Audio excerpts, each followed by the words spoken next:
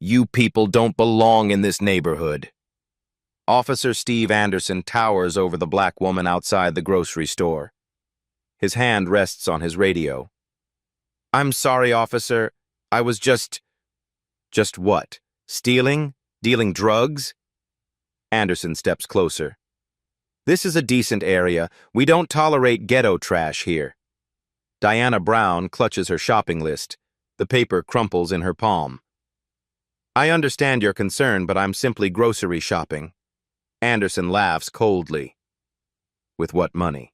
Food stamps? Or planning to shoplift like the rest of your kind? His partner grins. Radio chatter crackles from their belts. Matter of fact, let's see some ID. And that purse. Probably stolen anyway. Diana's voice stays level. Officer, I haven't committed any crime. That's what they all say. Anderson's fingers tap his weapon holster. Suspicious activity, loitering, public nuisance. Take your pick, sweetheart. Drop a comment if you've been profiled just for existing. The grocery store doors slide open and closed. Customers inside peer through glass. These officers have no idea who they're harassing. 3 days ago, Diana Brown made history. The Senate confirmed her as the first black woman on the Fifth Circuit Court of Appeals, 47-31, a lifetime appointment to the federal bench. The swearing-in ceremony drew national attention. Civil rights leaders filled the courthouse steps. Diana's mother cried during the oath, 25 years climbing from public defender to federal judge. Every case, every brief, every late night studying constitutional law led to this singular moment. The confirmation hearings tested her resolve. Senator Bradley questioned her experience with criminal law. Senator Walsh suggested potential bias in civil rights cases. Senator Morrison implied she lacked judicial temperament. All white men, all skeptical of her qualifications.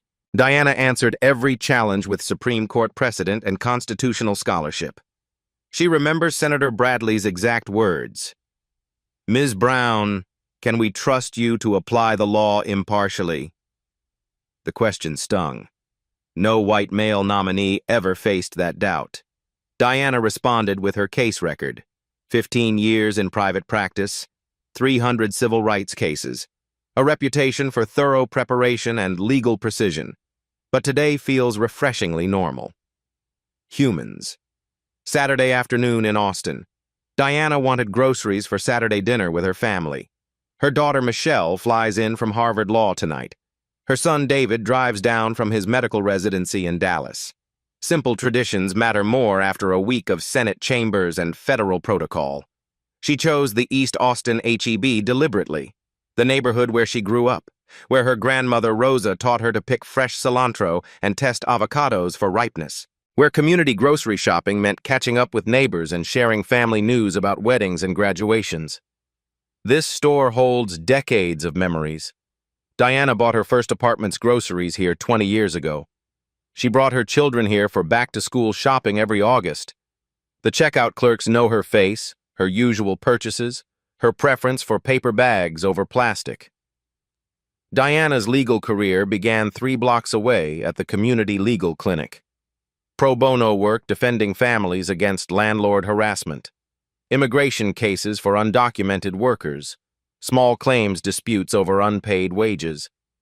The work that taught her justice starts in neighborhoods like this one. Her private practice specialized in civil rights violations. Police misconduct cases filled her calendar for 15 years.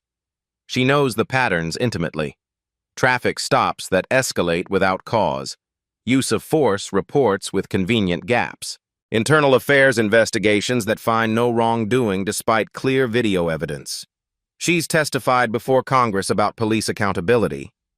Written amicus briefs for Supreme Court cases on Fourth Amendment protections. Lectured at law schools about constitutional safeguards. The Fourth Amendment isn't theoretical to her. It's personal. It's practical. It's the foundation of American justice.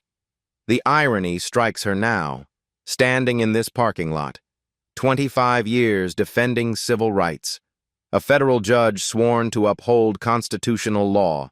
being harassed by local police for shopping while black in her own childhood neighborhood. Diana checks her phone. 12 missed calls from the courthouse clerk. 3 voicemails from legal reporters.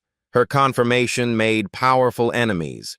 Conservative blogs question her judicial philosophy daily. Police unions actively opposed her appointment. She silences the phone and adjusts her purse strap. The shopping list crinkles in her palm. The officers move closer, positioning themselves to block her path to the store entrance. Their body language screams aggression. "Ma'am, we need to see some ID, right now." Anderson's voice cuts through the afternoon heat. His partner, Officer Ryan Clark, flanks Diana's left side. Both men wear tactical vests and sunglasses despite the overcast sky. Their boots crunch on loose gravel. Diana stops walking. Her keys jangle in her hand. "Officers, may I ask why?" "Don't play stupid." Anderson steps closer. His cologne mingles with the smell of gun oil and sweat. "You've been loitering out here for 10 minutes. Suspicious behavior." "I just arrived. I'm going grocery shopping." Clark laughs. "Sure you are. In this neighborhood? With that designer purse?" He points at her leather bag.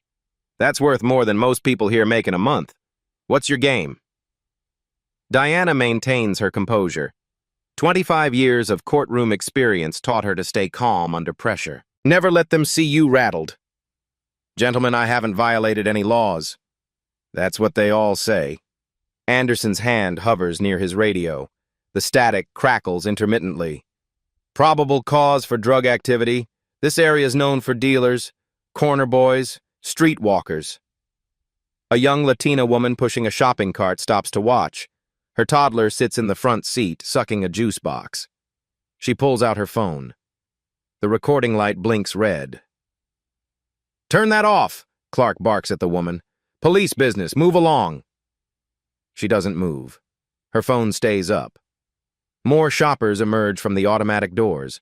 An elderly black man with a walking cane and VFW baseball cap. A white couple with twin toddlers in a double stroller. A teenage boy in a fast food uniform. All watching. All filming. "Ma'am, I need to search for that purse." Anderson reaches toward Diana's bag with rubber-gloved hands. "Could be carrying narcotics, weapons, stolen merchandise. Let's just take a quick peek." Diana pulls her purse closer to her body. "Officer, you have no legal grounds for search and seizure. The Fourth Amendment protects against unreasonable searches." "Listen here, lady." Anderson's face reddens beneath his aviator sunglasses. "Don't lecture me about the law. I've been doing this for 8 years. I know what I see. Expensive clothes, fancy jewelry, acting nervous around police. Classic profile." "I'm not nervous. I'm confused about your aggressive behavior toward a law-abiding citizen." "My behavior?" Anderson laughs harshly. The sound echoes off parked cars. "You people always play the victim. Always got an excuse. Always know your rights until reality hits." The crowd grows larger.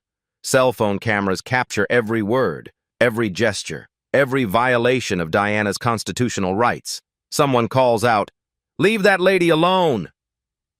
"You got warrants? Outstanding tickets? Baby daddy owes child support?" Clark joins the harassment. His voice carries across the parking lot. "We can run your name right now. Do this easy or hard."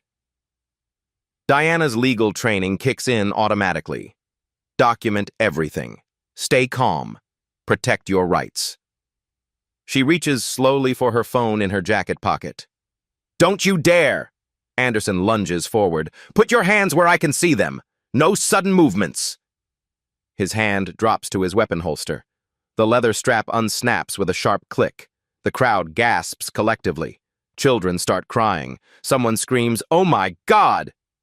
"Officer, I'm simply reaching for my phone to record this interaction for my protection." "Resisting arrest! Failure to comply with lawful orders!" Anderson's voice echoes across the parking lot. "Turn around! Hands behind your back, now!" Clark pulls out handcuffs. The metal catches sunlight and gleams. His radio crackles with dispatcher chatter. This is harassment, Diana says clearly for the cameras. Her voice projects with courtroom authority. I am committing no crime. I am a citizen attempting to shop for groceries. We decide what's criminal, Anderson sneers. He steps into her personal space. Welcome to reality, princess. This ain't your fancy courthouse. Diana knows this moment will change everything. Stop being difficult! Anderson's voice rises to a shout. Spit flies from his mouth. We're trying to help you here. Clark moves behind Diana, blocking her exit route to the store. His boots scrape on asphalt. His radio squawks with static. Unit 247 requesting backup at East 7th and Pleasant Valley. Possible code 1199. The suspect is non-compliant and agitating bystanders. Help me? Diana's voice stays controlled despite the escalating aggression. Her legal training keeps her calm. By violating my constitutional rights in a grocery store parking lot?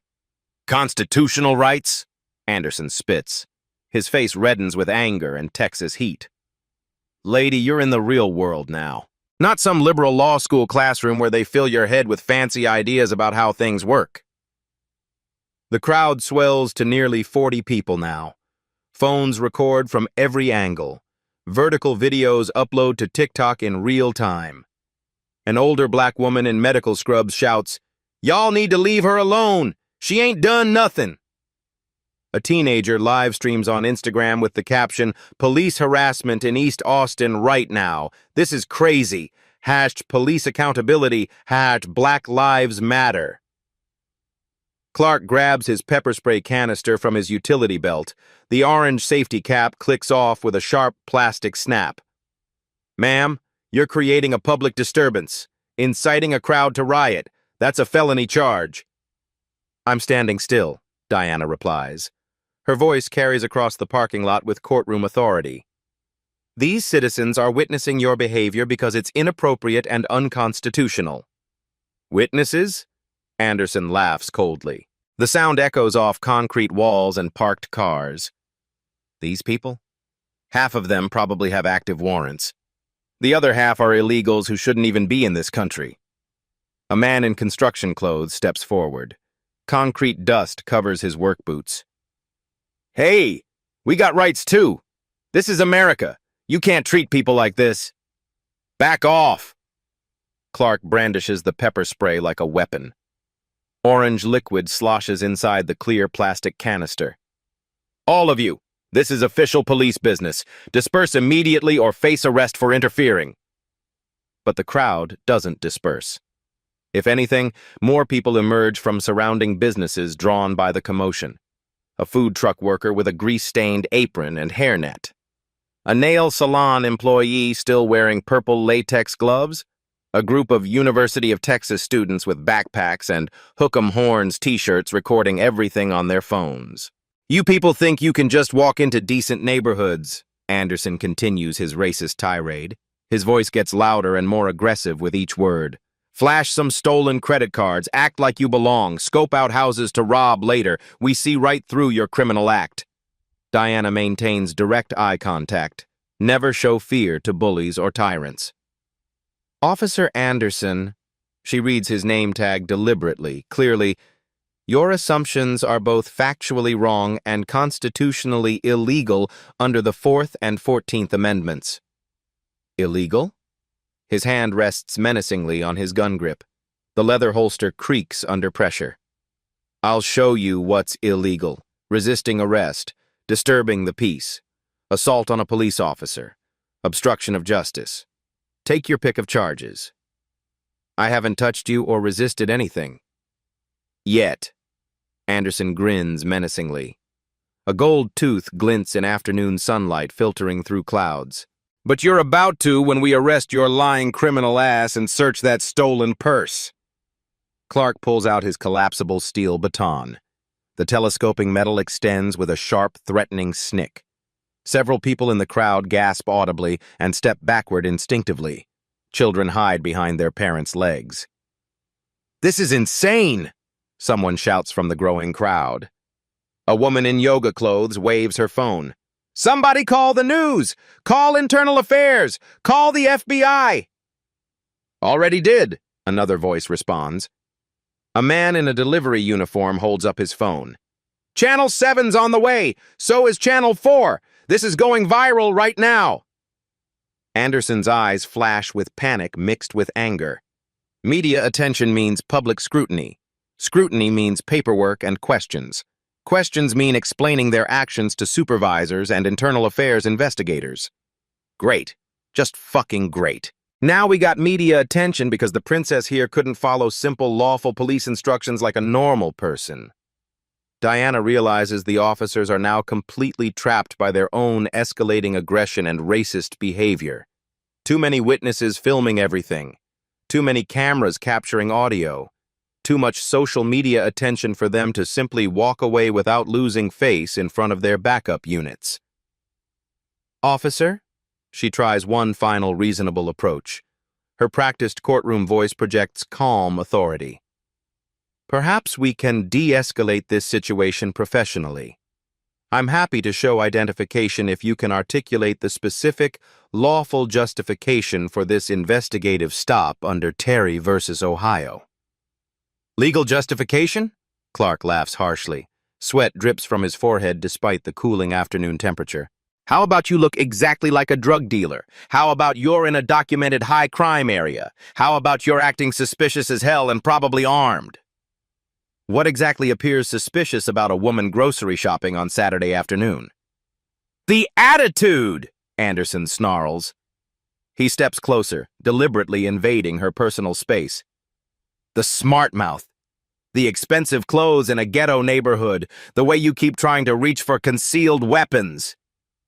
A white KVUE news van screeches into the parking lot. Channel 7's bright logo gleams on the side panel. A professional blonde reporter and cameraman with expensive equipment jump out, already recording live footage. The red recording light blinks ominously. Oh, perfect, Anderson mutters under his breath. Just fucking perfect. Career suicide in progress. The pressure mounts exponentially by the second. Dozens of angry witnesses. Live television news coverage. Social media streaming to thousands of viewers. The officers have created their own public relations and legal nightmare through their aggressive, racist behavior. Diana sees the inescapable trap they've built for themselves and knows everything changes right now.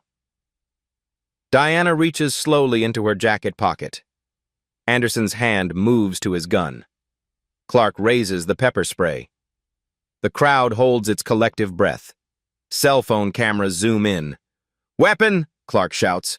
She's going for a weapon! No sudden movements. Anderson's voice cracks with adrenaline and panic. Hands where I can see them! Do it now! Diana's movements stay deliberate, controlled, measured like every decision she's made in federal court. She withdraws a black leather wallet, not her phone, not a weapon. Something far more powerful than either officer can imagine. Officers. Her voice transforms completely. No longer defensive, no longer accommodating. Pure judicial authority fills every syllable. I'm Federal Judge Diana Brown. She opens the wallet with practiced precision. Federal credentials gleam in afternoon sunlight. The gold seal of the United States District Court catches Anderson's eye first. Then the federal judge identification card with holographic security features. Then the official photograph matching the woman standing in front of him. Anderson's face drains of all colors. His mouth opens wordlessly. What? What? Federal Judge Diana Brown, she repeats with crystal clarity. Her voice carries across the entire parking lot. Every phone camera captures this historic moment. Fifth Circuit Court of Appeals. Confirmed by the United States Senate 72 hours ago by a vote of 47 to 31. Clark's pepper spray hand wavers unsteadily. His brain struggles to process this information. That's not possible. You can't be... Officer Anderson, badge number 1447. Diana's courtroom presence emerges in full force. Her voice projects with constitutional authority. You have just violated approximately 6 constitutional amendments in full view of news cameras and 43 witnesses. The 1st, 4th, 5th, 8th, 14th, and arguably the 13th Amendment to the United States Constitution. Anderson stares at the federal credentials like they might disappear if he blinks hard enough. His partner backs away instinctively from the unfolding disaster. 20 years of police academy training and street experience teaches you one immutable rule: defer to federal authority. Even corrupt cops understand that basic hierarchy. Judge Brown? The Channel 7 news reporter approaches cautiously with microphone extended and cameraman in tow. Your Honor, can you comment on what just occurred here? Diana turns to face the camera directly. No hesitation. No media training needed. I was attempting to purchase groceries for my family when these officers approached me without reasonable suspicion, reasonable articulable facts, or probable cause. They demanded illegal searches based solely and explicitly on my race. Anderson finally finds his voice, stammering now like a teenager caught cheating. We didn't know. I mean, you looked... We thought you were... I looked like what, Officer Anderson? Diana's question hangs in the Texas air like a judicial gavel waiting to fall. Like a black woman who belongs in this neighborhood? Because I do belong here. I grew up 6 blocks from this exact location. The crowd erupts in sustained cheers and applause. Someone shouts, "That's right, Judge! Tell these fools!" Another voice yells, "You just got schooled by a federal judge!" A third person screams, "Justice!" Clark attempts pathetic damage control. His voice shakes with fear. "Ma'am, Your Honor, we sincerely apologize for any misunderstanding or miscommunication." Misunderstanding? Diana's eyebrows raise with prosecutorial precision. You called me ghetto trash. You assumed I was using stolen credit cards. You threatened to arrest me for the crime of grocery shopping while black. Officer Clark, what part of that racist behavior suggests a mere misunderstanding? Anderson's radio crackles urgently. Unit 247, Unit 247, what's your current status? Requesting immediate status update. He can't answer. His thumb hovers over the radio button. What does he say to dispatch? That they just racially profiled a sitting federal judge?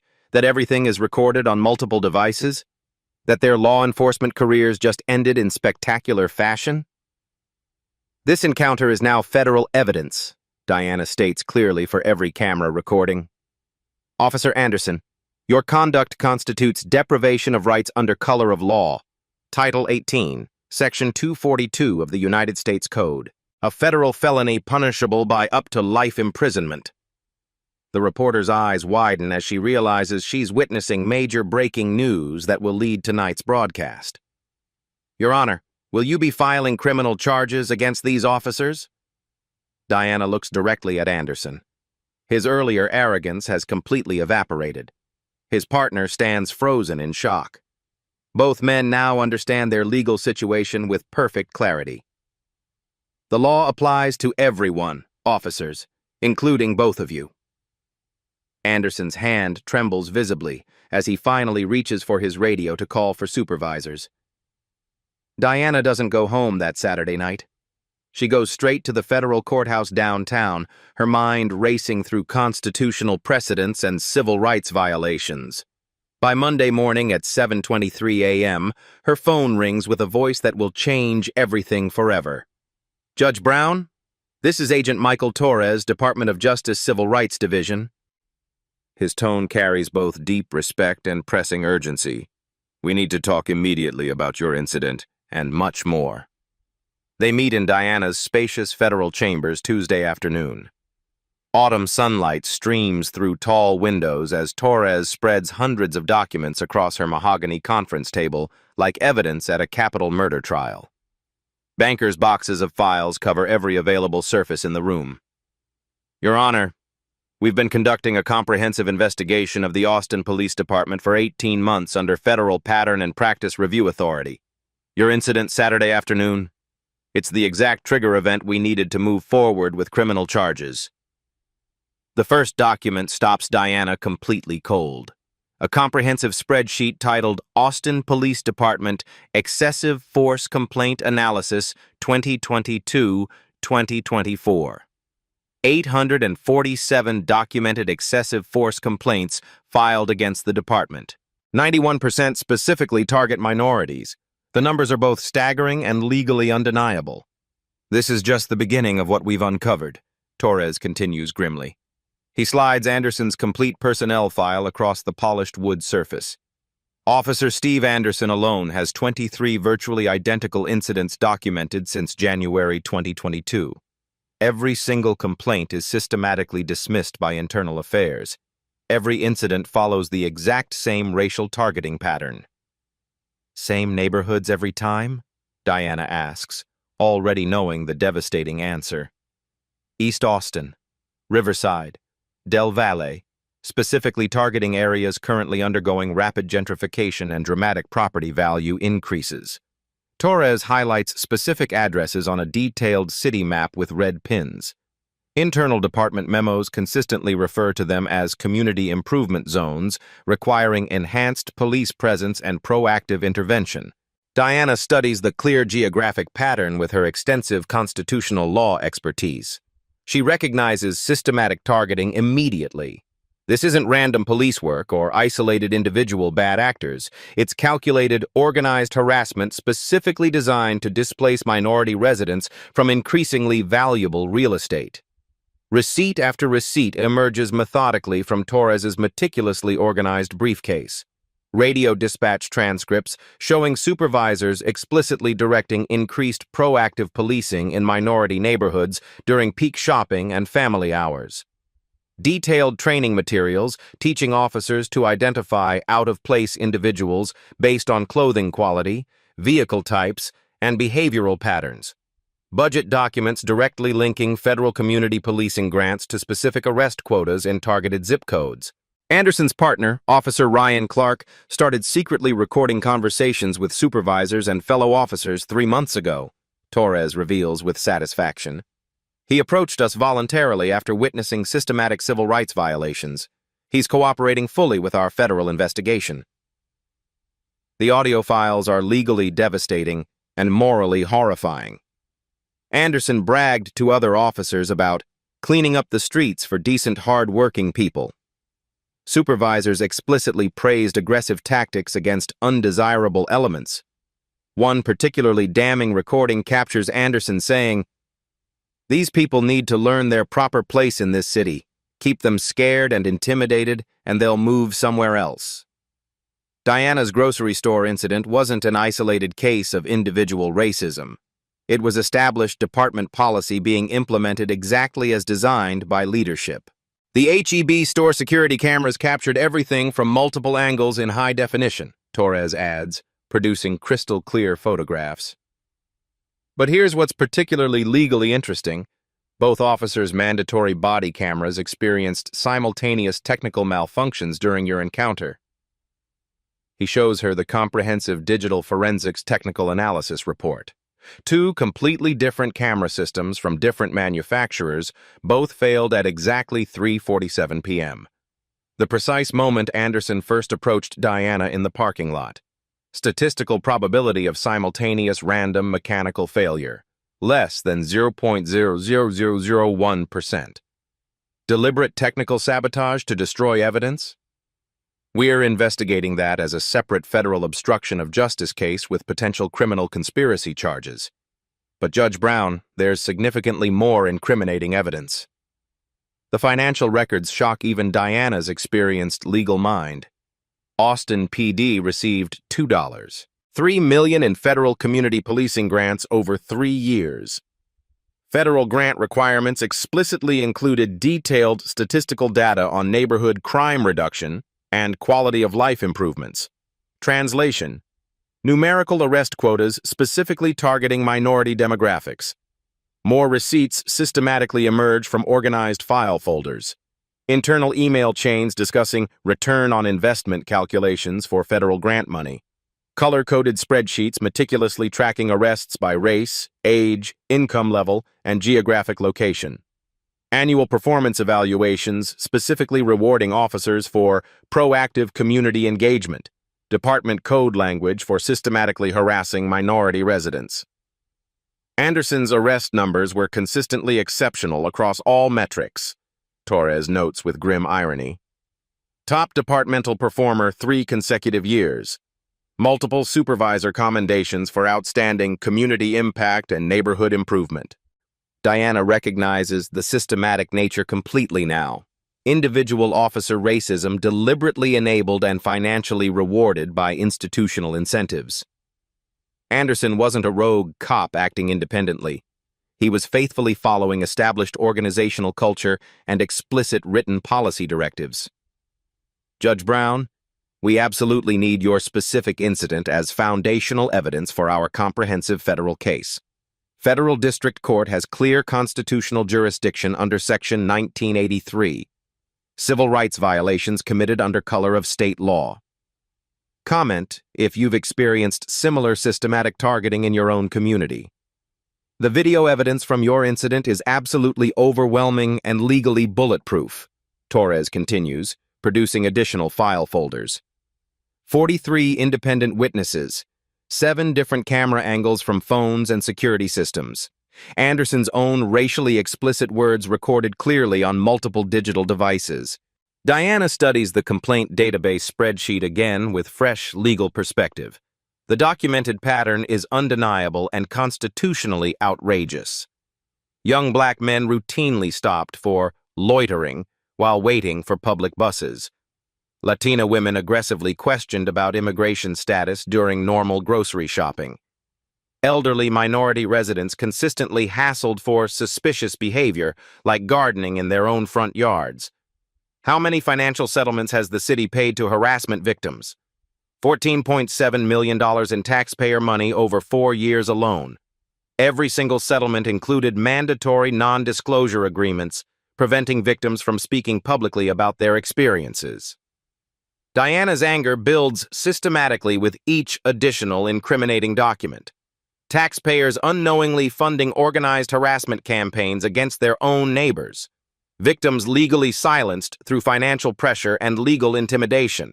Officers consistently promoted despite clear, documented misconduct patterns. Your incident completely broke their standard operating system, Judge Brown. Too public. Too many cameras. Too high profile to cover up through normal institutional channels. The final receipt is Anderson's personal text message history obtained through a federal warrant. Screenshots show him actively coordinating with other officers to target uppity minorities moving into gentrifying neighborhoods.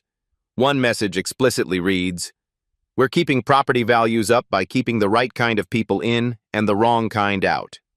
Diana closes the thick files slowly. The evidence is overwhelming, systematic, and constitutionally devastating. Torres waits respectfully for her response, while federal justice hangs in the balance.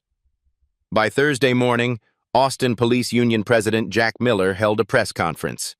Standing behind a podium with 5 uniformed officers, he launches the counterattack. Judge Diana Brown has shown clear anti-police bias, Miller declares to assembled media. Her false accusations against dedicated officers, Anderson and Clark, represent judicial misconduct of the highest order.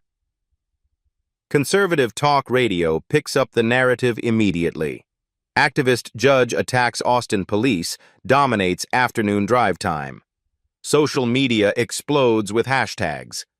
Hashtag judicial overreach. Hashtag back the blue. # anti-police judge. Fox News runs the story nationally. Federal judge abuses power against local police. The Chiron reads, liberal judge targets officers for doing their job. Diana watches the coverage from her chambers. 25 years of legal experience taught her to expect institutional pushback. But this feels different. More coordinated. More vicious. Her phone rings constantly. Reporters demanding statements. Conservative bloggers fishing for quotes. Right-wing websites are already publishing articles questioning her qualifications and temperament. Your Honor?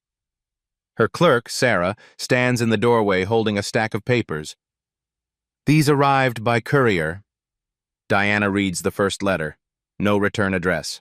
Block letters spell out, "Activist judges get what they deserve." The second contains a photograph of her house. The third shows her children's names and schools.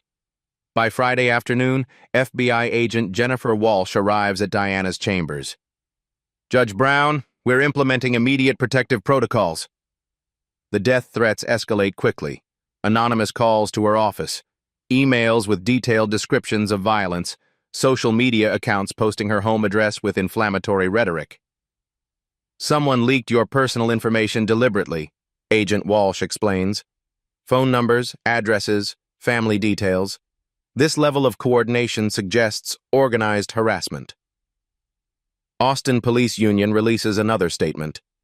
"Judge Brown's reckless accusations endanger community safety. Officers Anderson and Clark remain on administrative leave pending investigation, though we maintain their actions were entirely appropriate." Conservative media amplifies every talking point. Tucker Carlson dedicates a segment to "Judicial Activism Run Amok." Laura Ingraham interviews police union representatives who claim Diana is weaponizing the federal bench against law enforcement. Diana's family feels the pressure immediately. Her daughter Michelle calls from Harvard Law School, crying, "Mom, people are posting horrible things about you online. They're saying you hate police officers." Her son David texts from his medical residency, "Mom, someone spray-painted traitor on your car at the hospital. Security is reviewing cameras." The harassment extends beyond social media. Diana's mother receives threatening calls at her nursing home. Someone throws rocks through Diana's office windows downtown. Graffiti appears overnight. Diana Brown equals anti-American. Austin City Council members distance themselves publicly. Mayor Catherine Thompson issues a carefully worded statement. "While we respect judicial independence, we also support our dedicated police officers who serve our community with distinction." Police Chief Robert Martinez holds his own press conference. "The Austin Police Department follows all constitutional guidelines and maintains the highest professional standards. We reject any suggestion of systematic misconduct." Diana realizes the scope of institutional resistance. Not just police defending Anderson. Entire power structures protecting the system that enables abuse. Her judicial colleagues offer mixed support. Some federal judges issue private statements backing her integrity. Others suggest she should have handled this more quietly through proper channels. The threats force practical changes to Diana's life.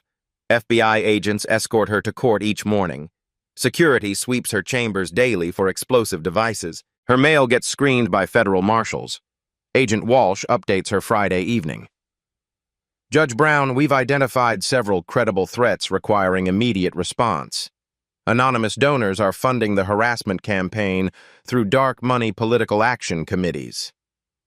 Diana asks the obvious question, "How long does this continue?" "Until we establish federal oversight or the story moves to different news cycles," Walsh replies honestly. "Political pressure campaigns typically last 3 to 6 weeks." Diana's isolation grows daily. Former law school classmates avoid returning calls. Legal conference invitations get quietly withdrawn. Professional relationships strain under political pressure. Saturday morning brings the most serious escalation. Diana finds her car tires slashed in the federal courthouse parking garage. Security cameras were mysteriously disabled between 2 a.m. and 4 a.m. The message is clear. They can reach her anywhere. Diana sits alone in her chambers Sunday evening, FBI protection detail stationed outside. The mahogany desk her grandmother saved for holds stacks of threatening letters. Each envelope represents someone who wants her silenced. Her phone buzzes with another unknown number. She stopped answering days ago. "Mom?" Michelle's voice sounds small through the speakerphone. "I'm scared. Someone posted photos of me leaving the law library. They know my schedule." Diana closes her eyes. This is what she feared most. Her children are paying for her decision to seek justice. "Honey, The FBI is coordinating with Harvard security. You're safe. But for how long? They're calling you a traitor on every news channel. My constitutional law professor said maybe you should have stayed quiet. Even her daughter's professors question her judgment. David calls minutes later from Dallas. Mom, my attending physician pulled me aside today. Asked if my family situation might affect my residency. People are Googling our name. Diana feels the weight of isolation crushing down. Her children's futures were threatened. Her career is under attack. Her safety is compromised daily. Agent Walsh had delivered the latest threat assessment that morning. Judge Brown, credible intelligence suggests organized groups are planning escalated harassment. We recommend relocating temporarily. Relocating. Running away. Abandoning the federal bench she fought 25 years to reach. Diana walks to her office window overlooking downtown Austin. The city spreads below like a legal brief, facts and law and human stories interconnected. Somewhere in those streets, Anderson walks free on administrative leave. Somewhere, other officers target minority families with impunity. Her reflection stares back from darkened glass. Same face that took the judicial oath 3 days ago. Same woman who swore to uphold constitutional law. But everything feels different now. The landline rings. Diana hesitates, then answers. Judge Brown? This is Patricia Wilson, Chief Judge for the Fifth Circuit. Diana's stomach drops. Her immediate supervisor, the call she's been dreading. Patricia, thank you for calling. Diana, we need to discuss your situation. Several Judicial Council members have expressed concerns about the attention you've brought to the federal bench. There it is. Institutional pressure disguised as collegial advice. I understand their concerns. Perhaps this matter could be resolved more quietly, through proper administrative channels, without media attention. Diana recognizes the suggestion. Back down. Stay silent. Let the system handle Anderson internally. Avoid controversy. Protect the institution. Patricia, with respect, administrative channels have failed for years. 847 complaints dismissed. Millions in settlements. How many more victims before we act? Silence stretches across the line. Finally, Diana, I'm not suggesting you're wrong. I'm suggesting you consider the broader implications. Your confirmation was contentious. This gives your opponents ammunition. The unspoken message. Your seat on the federal bench isn't secure. Don't make waves. After hanging up, Diana sits in growing darkness. No lights, no movement.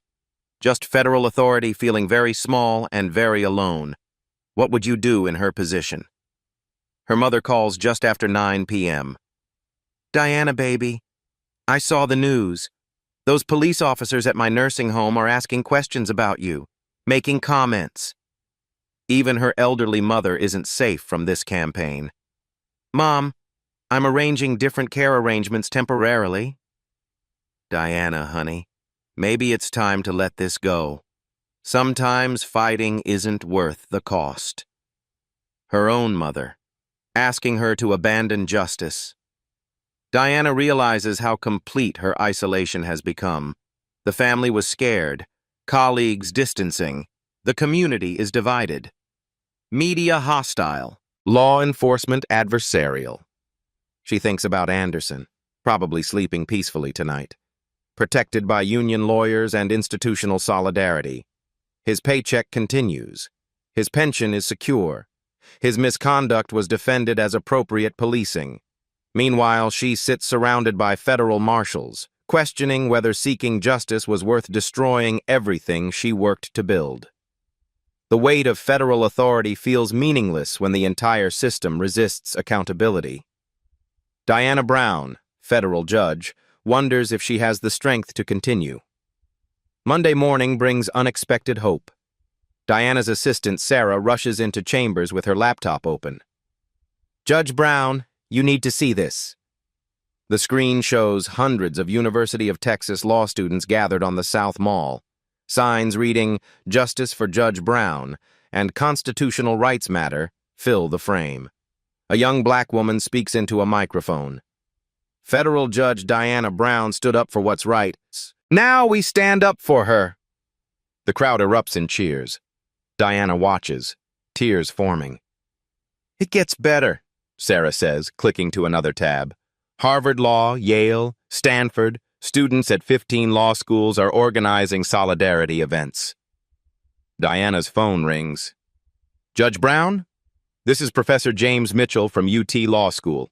I wanted you to know that the Faculty Senate voted unanimously to support your actions. We're issuing a statement today. More calls follow rapidly. The American Civil Liberties Union, the NAACP Legal Defense Fund, the National Bar Association, organization after organization publicly backing her integrity. Judge Brown, Sarah announces, Channel 7 wants to interview community members who support you. Diana watches the noon broadcast from her chambers. Mrs. Rodriguez from the grocery store incident speaks to reporters. That judge, she stood up for all of us. Those police officers, they treat us like criminals every day. An elderly black man with a VFW cap steps forward. I served this country for 30 years. Judge Brown served it Saturday. She's a hero. Social media shifts dramatically. #StandWith. Judge Brown trends nationally. Videos of law students reading constitutional amendments at protests. Professors explaining civil rights law on TikTok. Citizens sharing their own stories of police harassment. Tuesday brings more institutional support. The Federal Judges Association releases a statement. Judge Brown's commitment to constitutional principles exemplifies judicial excellence. Personal attacks against her integrity are attacks against the rule of law itself. Diana's Harvard Law classmates organize a letter-writing campaign. 250 signatures from federal prosecutors, civil rights attorneys, and sitting judges nationwide. The letter appears as a full-page ad in the Washington Post. Her daughter Michelle calls with excitement instead of fear. Mom, my constitutional law professor opened class today talking about your courage. Students gave you a standing ovation. David texts from Dallas. Chief Resident apologized for the earlier comment. Said you're exactly the kind of judge medicine needs. Someone who stands up to authority when it's wrong. Wednesday afternoon, Diana receives an unexpected visitor. Agent Torres returns with a different energy. Judge Brown, we've received over 300 additional complaints about Austin PD since Saturday. People who stayed silent for years are coming forward. Your incident gave them courage. He spreads new documents across her desk. Police reports with witness signatures, cell phone videos of previous harassment, financial records from other settlements. A Texas state senator is calling for legislative hearings. The governor is being pressured to order an independent investigation. Your case broke something open that was festering for years. Thursday brings the most significant development. Diana's chamber's phone rings with a familiar voice. Judge Brown, this is Congresswoman Barbara Lee from California. The Congressional Black Caucus wants to invite you to testify before the House Judiciary Committee about police accountability. Federal testimony, national platform, constitutional spotlight on systematic abuse. Congresswoman, I'd be honored. Judge Brown, what you did matters beyond Austin, beyond Texas. You showed that federal authority can protect constitutional rights when local systems fail. Diana feels strength returning, purpose reconnecting, community support validating her decision. Friday evening, she receives a handwritten letter from an unexpected source. The return address reads, East Austin Community Center. Inside, 43 signatures from grocery store witnesses. The letter reads, Judge Brown, you stood up for us when nobody else would. We stand up for you now. Thank you for showing us that justice isn't just for some people, it's for all people. Diana Brown, federal judge, no longer stands alone. Agent Torres returns to Diana's chambers Friday morning with a laptop and an expression she's never seen before. Pure satisfaction mixed with prosecutorial excitement. "Judge Brown, we just cracked this case wide open." He opens the laptop screen. A technical analysis report fills the display. "Remember those body camera malfunctions? Our digital forensics team found something incredible." The screen shows 2 police body cameras disassembled on a laboratory table, microscopic components highlighted in red. Both cameras were manually disabled using specialized software. Someone with administrative access remotely turned them off at exactly 3:47 p.m., the precise moment Anderson approached you. Diana leans forward. Someone was watching the interaction in real time? Not someone. Multiple people. "We tracked the digital signal to Austin PD headquarters, specifically to Supervisor Lieutenant Daniel Hayes' computer terminal." Torres clicks to the next screen. Email timestamps show Hayes receiving notification of Diana's federal judge status minutes before the cameras went dark. Wait. Diana's legal mind processes the implications. They knew who I was before Anderson confronted me? Gets better. Or worse, depending on your perspective. Torres produces an audio file. "This is from Clark's secret recordings, recorded 2 hours after your incident." He presses play. Anderson's voice fills the chamber. "Lieutenant Hayes called me personally. Said we had a problem. Said the black woman was a fucking federal judge and we needed to make the body cam footage disappear." Diana's blood runs cold. Premeditated evidence destruction. "More?" Torres clicks to another file. "Hayes talking to Chief Martinez Sunday morning." Chief Martinez's voice. "How bad is our exposure to the judge situation?" Hayes. "Contained, no body cam footage exists. Their word against ours. The media's already painting her as anti-police."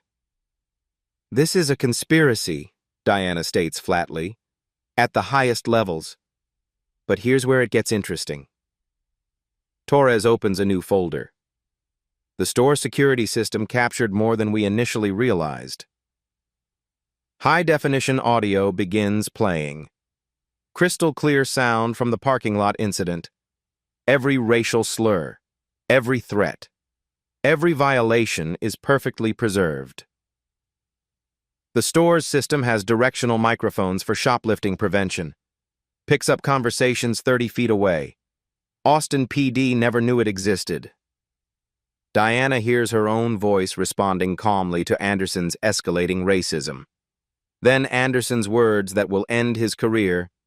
"These fucking people think they own this neighborhood now. Time to remind them who's really in charge." He said that on camera? Better. He said it while looking directly at the security camera, almost like he was performing for an audience. Torres grins, which, legally speaking, he was. The next audio clip stops Diana's breath entirely. Anderson's radio transmission immediately after learning her identity. "Dispatch, we got a situation. I need to talk to Lieutenant Hayes immediately. Code Black." "Code Black?" Diana asks. "Internal Austin PD code for high-profile incident requiring damage control. We have documented proof they knew exactly who you were and chose to initiate a cover-up." Torres produces printed text messages obtained through federal warrant. A group chat between Anderson, Clark, Hayes, and 3 other supervisors. Anderson. "Federal judge situation is fucked. Need full CYA protocol." Hayes. "Already handled. Body comes down. The story is about an equipment malfunction." Unknown supervisor. "Media narrative already spinning. Union backing full defense." Clark. "What if someone recorded with phones?" Hayes. "Doesn't matter. Our word against theirs. We stick to the story." Diana reads the timestamps. The conspiracy began minutes after she revealed her identity. While she stood in that parking lot answering reporters' questions, Austin PD leadership was already orchestrating a cover-up. "There's one final receipt," Torres says quietly. "This changes everything." He opens a financial document, Austin PD's federal grant applications for community policing funding, the same $2.3 million in federal money she learned about earlier. Look at the signature on the grant certifications. Diana sees her own name, not her signature. Her name typed as the approving federal authority for grant disbursement. They forged federal documents using your judicial authority while you were still a Senate nominee before confirmation. They used your anticipated position to secure federal funding for programs that explicitly targeted minority communities. Diana stares at the forgery. Her name authorizes money that funded systematic harassment, identity theft, wire fraud, federal grant fraud. Judge Brown, this isn't just civil rights violations anymore. This is an organized criminal conspiracy involving federal funds, identity theft, evidence tampering, and obstruction of justice. Torres closes the laptop. Anderson's career isn't just over. He's facing federal prison, multiple felony counts. And now we know the entire command structure was complicated. Diana realizes the scope of what they've uncovered. Not individual racism, not departmental culture. Criminal conspiracy reaching the highest levels of Austin PD leadership. The receipt that changes everything. Her own forged signature authorizing the money that funded her own harassment.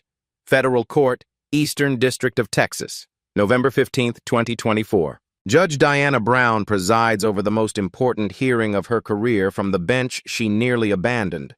The courtroom overflows with media, civil rights advocates, and Austin residents. C-SPAN cameras broadcast live to the nation. This isn't just about two racist cops anymore. This is about federal oversight of systematic civil rights violations. This court will now hear arguments in United States versus City of Austin regarding pattern and practice violations under Section 141141, Diana announces. Her voice carries the full weight of federal authority. Agent Torres presents the government's case methodically. Evidence stacks like building blocks toward an inescapable conclusion. 847 complaints. 91% are targeting minorities. $14.7 million in settlements. Forged federal documents. Organized cover-ups. Austin's legal team sits at the defense table looking increasingly desperate. Mayor Thompson, Chief Martinez, and union representatives whisper frantically among themselves. Your Honor, Austin's lead attorney argues, the incidents in question represent isolated misconduct by individual officers, not systematic departmental policy. Diana's response cuts through the courtroom like a judicial scalpel. Counselor, isolated incidents don't require code black damage control protocols. Isolated incidents don't involve forged federal signatures. Isolated incidents don't generate $2.3 million in fraudulent grant applications. She turns toward Chief Martinez in the gallery. Chief Martinez, you testified under oath that Austin PD maintains the highest professional standards. Please explain to this court how forging a federal judge's signature meets those standards. Martinez shifts uncomfortably. His attorney whispers urgently, Your Honor, the department was unaware of any document irregularities. Chief Martinez, Diana interrupts. This court has audio recordings of you discussing cover-up protocols 2 hours after the incident. Would you like Agent Torres to play those recordings for the court? Silence. 20 seconds that feel like 20 minutes.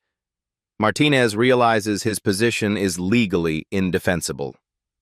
Diana continues. For the record, the evidence shows systematic targeting of minority residents in gentrifying neighborhoods. Evidence shows officers rewarded for harassment through performance evaluations. Evidence shows federal grant money obtained through fraud and used to fund constitutional violations. She addresses the packed courtroom. This court finds clear and convincing evidence of pattern and practice violations requiring immediate federal intervention. The gallery erupts in applause. Diana gavels for order. Austin Police Department will enter a comprehensive consent decree under federal supervision. The terms include mandatory body cameras, civilian oversight, retraining protocols, and financial monitoring of all federal grants. Mayor Thompson stands. Your Honor, the city respectfully requests. The city requested this outcome through its own actions. Diana cuts her off. Constitutional violations have consequences. Federal oversight is one of them. Diana looks directly at the area where Anderson should be sitting. His attorney represents him in absentia. Anderson himself sits in federal custody awaiting trial on multiple felony charges. Officer Anderson will face federal prosecution for civil rights violations, conspiracy, fraud, and obstruction of justice. If convicted, he faces up to 20 years in federal prison. She turns to Lieutenant Hayes, also in custody. Lieutenant Hayes, your conspiracy to destroy evidence and forge federal documents constitutes serious federal crimes. This court recommends maximum penalties. Diana addresses the community members filling the gallery. To the residents of East Austin who suffered systematic harassment, your federal government acknowledges the violations of your constitutional rights. This consent decree ensures those violations end today. The courtroom erupts again. This time Diana lets the applause continue. Furthermore, she continues, Austin Police Department will pay $50 million in restitution to affected community members. The settlement fund will be administered by federal monitors to ensure proper distribution. Austin's attorney objects, Your Honor, that amount exceeds the city's budget. Then perhaps the city should have considered budgetary constraints before spending millions to violate citizens' constitutional rights. Diana responds sharply. The hearing concludes with Diana's final pronouncement. Let this case establish clear precedent. No police department is above federal law. No officer is immune from constitutional accountability, and no community will suffer systematic harassment without federal intervention. She gavels the hearing to a close. The sound echoes through the courtroom like constitutional thunder. Justice, at last, has been served. 6 months later, Diana walks through the same H-E-B parking lot. No threats, no escorts, just groceries.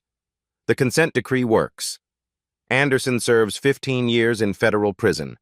Hayes got 12. Chief Martinez resigned. Austin PD transformed completely. Diana's phone buzzes. Michelle texts.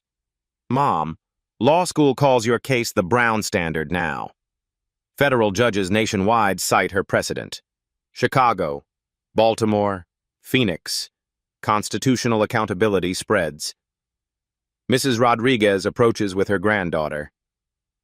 Judge Brown, this is the judge who stood up for us. The little girl stares with wide eyes. Are you really a judge? I am. And someday you can be too. Diana pays without incident. No harassment, no profiling, constitutional rights working as designed. At a red light, she watches a young black man walk past 2 officers. No confrontation, no demands, just citizens sharing public space peacefully. The Brown Standard in action. Congresswoman Lee calls, Judge Brown, the House passed federal police accountability legislation. Your testimony was crucial.